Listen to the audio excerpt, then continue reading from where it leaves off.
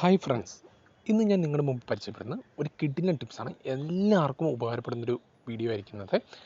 നിങ്ങളുടെ ഇൻസ്റ്റാഗ്രാം അക്കൗണ്ടിൽ റീച്ചും ഫോളോവേഴ്സും കൂടുന്നില്ലെങ്കിൽ ഈ ഒരു ടിപ്സ് ചെയ്തു നോക്കുന്നത് അടിപൊളിയായിരിക്കും. ഇത് കൂടുതൽ ബിസിനസ്സൊക്കെ ചെയ്യുന്നവർക്കായിരിക്കും കേട്ടോ.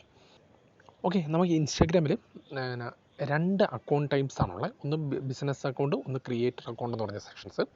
ഒന്ന് ബിസിനസ് അക്കൗണ്ടും ഒന്ന് പേഴ്സണൽ അക്കൗണ്ട് എന്ന് പറഞ്ഞൊരു രണ്ട് ടൈപ്പ് അക്കൗണ്ട്സ് ആണുള്ളത്. അപ്പോൾ ഈ അക്കൗണ്ടിനകത്ത് നമ്മൾ ഈ ബിസിനസ് അക്കൗണ്ട് ചെയ്ത് കഴിഞ്ഞാൽ നമുക്ക് ഫോളോവേഴ്സും വാച്ചസും ലൈക്സൊക്കെ ഭയങ്കര കുറവായിരിക്കും. അപ്പോൾ ബിസിനസ് ചെയ്യുന്നവർ എന്താ ചെയ്യേണ്ടതെന്ന് വെച്ചാൽ നേരെ അത് പേഴ്സണൽ അക്കൗണ്ടിലേക്ക് കൺവേർട്ട് ചെയ്യുന്നതായിരിക്കും കുറച്ചും കൂടി ബെറ്റർ. അപ്പോൾ അവർക്ക് റീച്ചസും ഇതെല്ലാം കൂടുതലായിരിക്കും.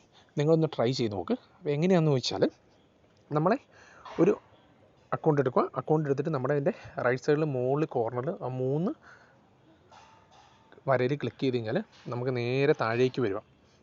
താഴേക്ക് വന്നു കഴിഞ്ഞാൽ ക്രിയേറ്റർ ടൂൾസ് ആൻഡ് കൺട്രോൾസ് എന്ന് പറഞ്ഞൊരു ഓപ്ഷൻ വരും. അതിൽ ജസ്റ്റ് ഒന്ന് ടിക്ക് ചെയ്യാം. ടിക്ക് ചെയ്യുമ്പോൾ തന്നെ നമുക്ക് കുറച്ച് ഡീറ്റെയിൽസും കാര്യങ്ങളൊക്കെ വരും. എന്നിട്ട് നമുക്ക് താഴെ സ്വിച്ച് അക്കൗണ്ട് ടൈപ്പ് എന്ന് പറഞ്ഞൊരു സെക്ഷൻ ഉണ്ട്. ഓക്കെ, ബിസിനസ് അക്കൗണ്ട് എടുത്തുള്ളവർക്കായിരിക്കും ഇത് കൂടുതലായിട്ട് കാണാൻ പറ്റും. ജസ്റ്റ് ഒന്ന് ക്ലിക്ക് ചെയ്യുക. ക്ലിക്ക് ചെയ്തതിന് ശേഷം സ്വിച്ച് ടു പേഴ്സണൽ അക്കൗണ്ട് എന്ന് പറഞ്ഞ് ഒന്ന് കൊടുക്കാം. ഓക്കെ, അപ്പം സ്വിച്ച് ടു പേഴ്സണൽ അക്കൗണ്ട് എന്ന് പറഞ്ഞാൽ നമുക്കൊരു മെസ്സേജ് കാണിക്കും. ഇത്രേ ഉള്ളൂ, സിമ്പിൾ മെത്തേഡാണ്. ഇനി നിങ്ങളൊന്ന് ട്രൈ ഔട്ട് ചെയ്യുക.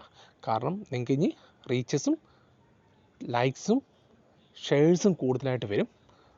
ഓക്കെ, അപ്പം ഇതേപോലുള്ള വീഡിയോസിന് ഈ ചാനലൊന്ന് സബ്സ്ക്രൈബ് ചെയ്യുക. തൊട്ടടുത്ത് ബെല്ലൈക്കൺ പ്രസ് ചെയ്യുക.